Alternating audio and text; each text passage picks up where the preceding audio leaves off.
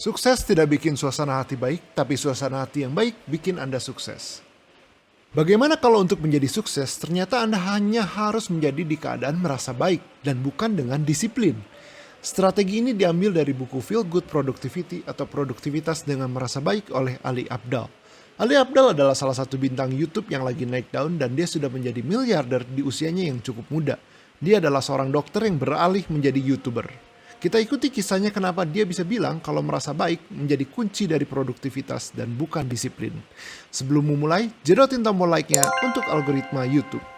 Di YouTube-nya diceritakan kisah-kisah dia dari ketika dia kuliah kedokteran sampai kisahnya ketika kerja di rumah sakit. Ketika sudah kerja di rumah sakit, dia sangat capek badan dan capek otak.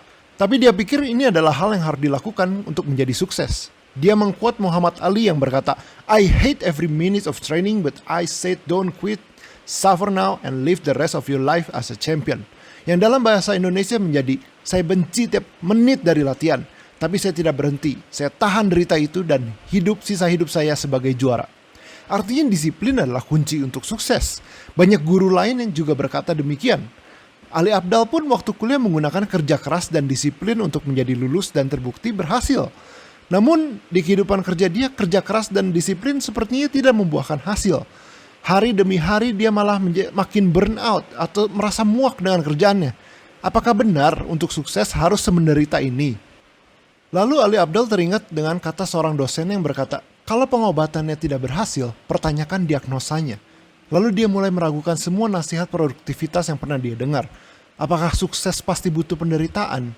Apakah kesehatan dan kebahagiaan harus ditukar dengan kesuksesan?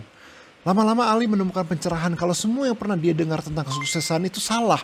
Kamu gak bisa hustle jadi dokter bagus. Kerja lebih keras tidak akan membuat Anda lebih bahagia. Ada jalan dan pendekatan lain yang bisa dilalui. Pendekatan yang menekankan kesehatan diri dahulu baru kerja. Pendekatan ini Ali namakan Feel Good Productivity atau produktivitas dengan merasa baik. Eksperimen lilin, korek, dan satu kotak paku payung.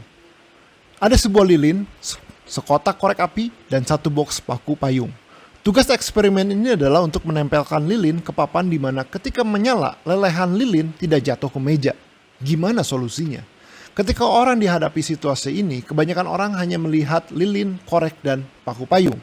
Tapi orang yang kreatif akan melihat potensi box dari si paku payung tersebut. Solusinya adalah dengan menggunakan box paku payung tersebut untuk menjadi alas dari lilin tersebut. Sehingga lelehan lilin tidak jatuh ke meja. Itulah eksperimen The Candle Problem oleh Carl Dunker di tahun 1945. Eksperimen tersebut digunakan lagi oleh Alice M. Eisen untuk mengukur suasana hati dengan kreativitas. Eksperimen Eisen membagi kelompok menjadi dua grup. Satu grup diberi hadiah seperti permen sebelum memulai eksperimen. Dan satu grup lain tidak diberi apapun. Tujuannya orang yang diberi hadiah akan mempunyai suasana hati yang lebih baik ketika mencoba puzzle lilin tersebut.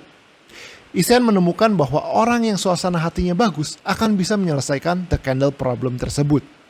Merasa baik atau suasana hati yang baik akan mengubah pola pikir dan perilaku seseorang. Dan ini sudah terbukti, banyak penelitian yang menunjukkan kalau suasana hati yang baik akan mempunyai dampak positif pada proses kognitif kita.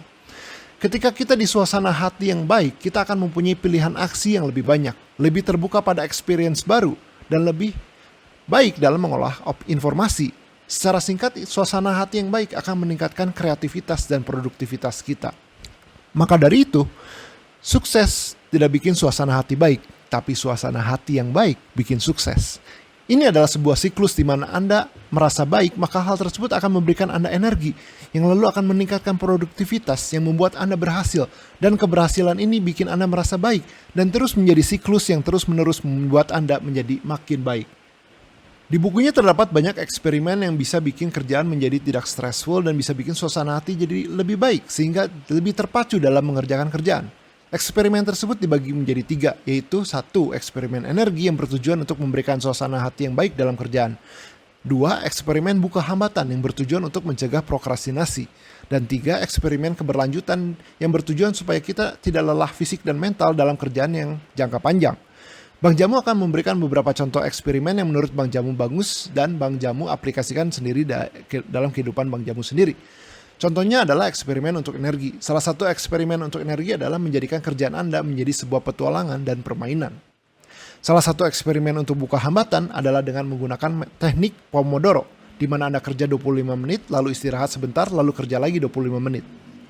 Salah satu eksperimen untuk keberlanjutan adalah dengan mengurangi goal. Goal yang terlalu banyak malah akan membuat kita capek, maka Ali menyarankan untuk mengurangi goal per hari. Bang Jamu biasanya punya 6 goal yang dikerjakan tiap hari, sedangkan Ali Abdal hanya mengerjakan 3 goal tiap harinya. Ali menyarankan untuk bikin goal per hari Anda di 1 digit, 1-9. Itu beberapa eksperimen dari 3 kategori, yaitu energi, buka hambatan, dan keberlanjutan. Ada banyak yang Ali bahas di bukunya Feel Good Productivity. Sepertinya buku ini bagus untuk kaum Gen Z karena motivasi dan kerja dengan merasa keadaan baik dahulu untuk menjadi lebih produktif.